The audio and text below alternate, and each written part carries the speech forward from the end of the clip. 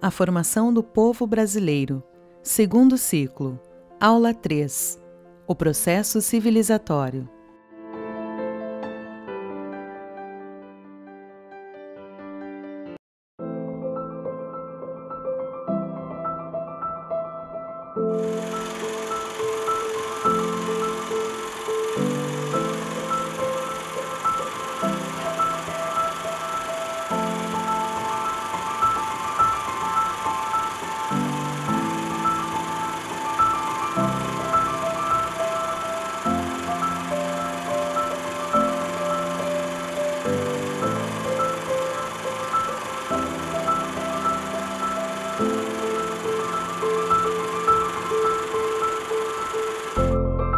Surgimos da confluência do entrechoque e do caldeamento do invasor português com índios silvícolas e campineiros e com negros africanos, uns e outros aliciados como escravos. Olá, cursista! Estamos começando a terceira aula do segundo ciclo, o processo civilizatório. Nesta aula, vamos destacar o aperfeiçoamento da ciência náutica por Portugal. Já que o país estava em guerra com a Espanha, a única saída geográfica era através do mar, devido à sua localização. É interessante dar uma estudada sobre a Era do Descobrimento e as grandes navegações. A fundação da Escola de Sagres para a formação de novos navegadores e a bússola, aperfeiçoada como os dias atuais.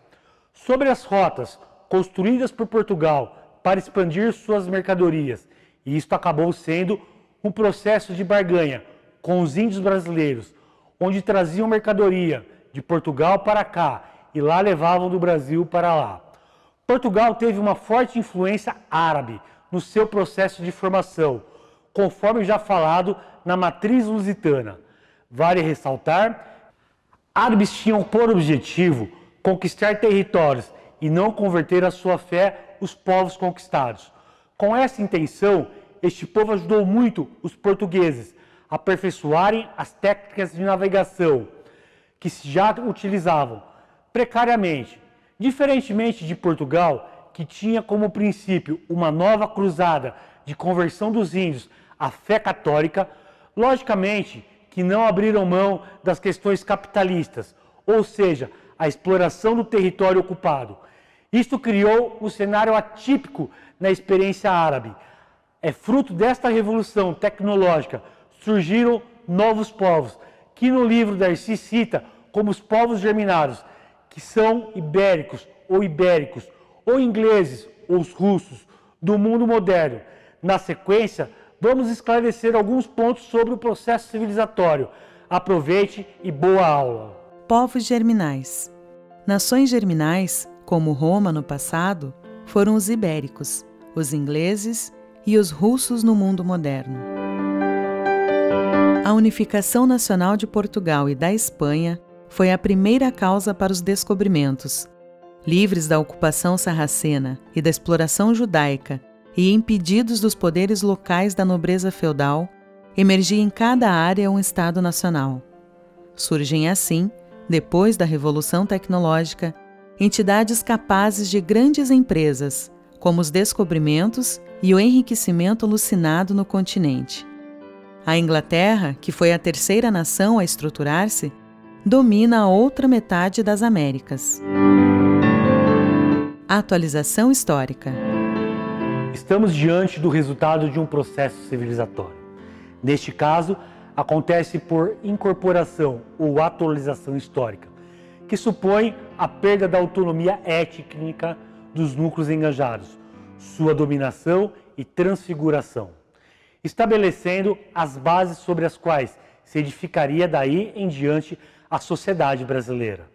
Vamos ver agora quais mudanças aconteceram no Brasil, nos planos adaptativo, associativo e ideológico, uma vez que se fundiu aqui um povo novo.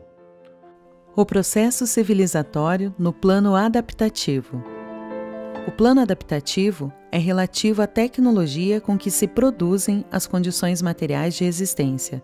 Os núcleos coloniais brasileiros se estabeleceram nas seguintes bases: a incorporação da tecnologia europeia aplicada à produção, ao transporte, à construção e à guerra, com uso de instrumentos de metal e de múltiplos dispositivos mecânicos. A navegação transoceânica que integrava os novos mundos em uma economia mundial, como produtores de mercadorias de exportação e como importadores de escravos e bens de consumo. O engenho de cana, baseado na aplicação de complexos procedimentos para a produção de açúcar, e a mineração de ouro e diamante que envolviam o domínio de novas tecnologias. A introdução do gado, que forneceria carne e couro, além de animais de transporte e tração, bem como a criação de outros animais domésticos que proveria a subsistência dos núcleos coloniais. A adoção de novas espécies de plantas cultiváveis, tanto alimentícias quanto industriais, que viriam a assumir importância decisiva na vida econômica da sociedade nacional.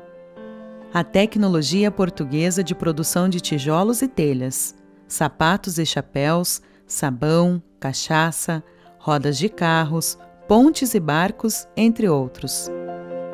O processo civilizatório no plano associativo.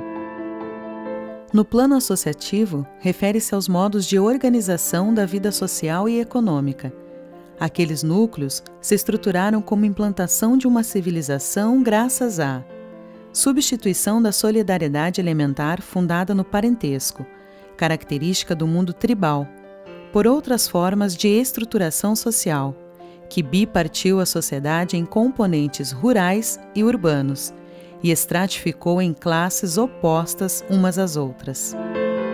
Introdução da escravatura indígena, logo substituída pelo tráfico de escravos africanos.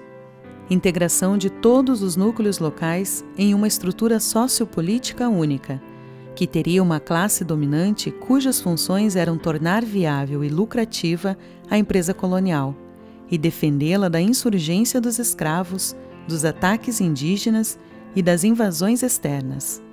Disponibilidade de capitais financeiros para custear a implantação das empresas, provê-las de escravos e outros recursos produtivos e capacitados para arrecadar as rendas que produzissem.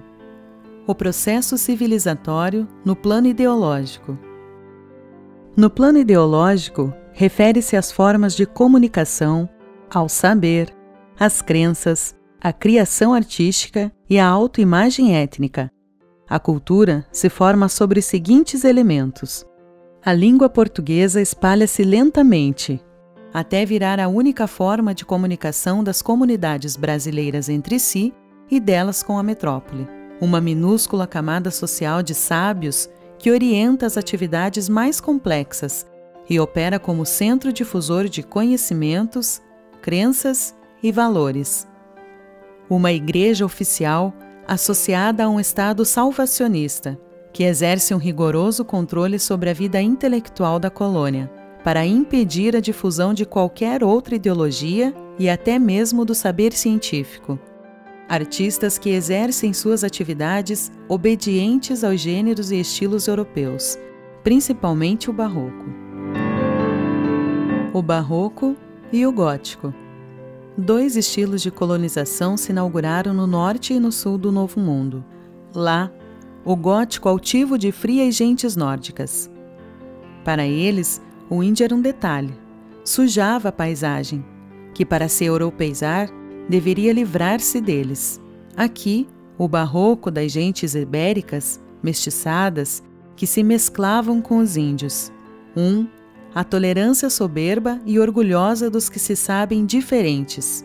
Outro, a tolerância opressiva de quem quer conviver reinando sobre os corpos e as almas dos cativos.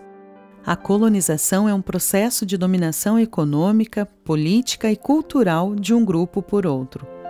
Assim se edificaram a sociedade e a cultura brasileira como uma implantação colonial europeia. Uma e outra mais determinadas pela regência colonial portuguesa do que por suas singularidades. Isso explica a ausência de uma classe dominante nativa. Os que cumprem esse papel são prepostos da dominação colonial. As próprias classes dominadas não compõem um povo, uns e outros reunidos contra a sua vontade, cuja renovação se fazia mais pela importação de novos contingentes de escravos que por sua própria reprodução. Com base nessa comunidade atípica em seu acervo sociocultural, as novas entidades puderam enfrentar prontamente dois desafios cruciais.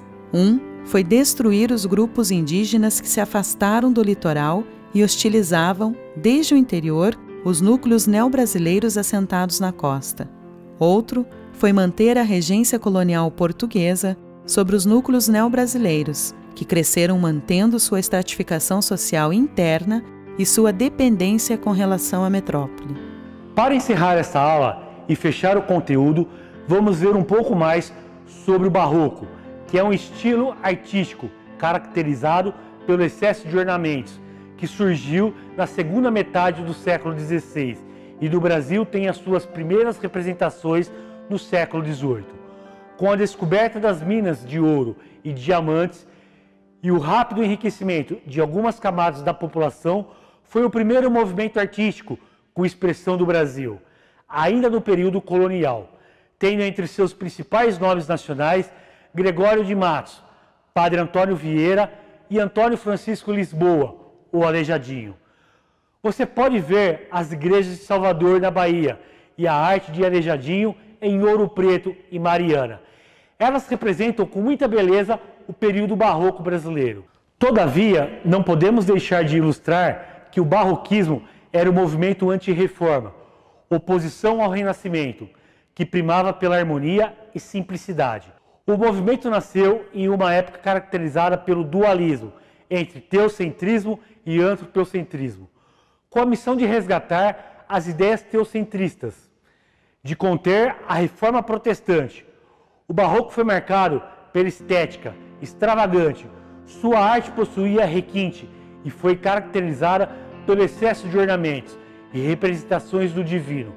Dessa forma se expandiu como uma arte eclesiástica. Busque mais informações na cartilha, nos textos oferecidos e busque na internet outros conteúdos para enriquecer seu aprendizado. Até a próxima!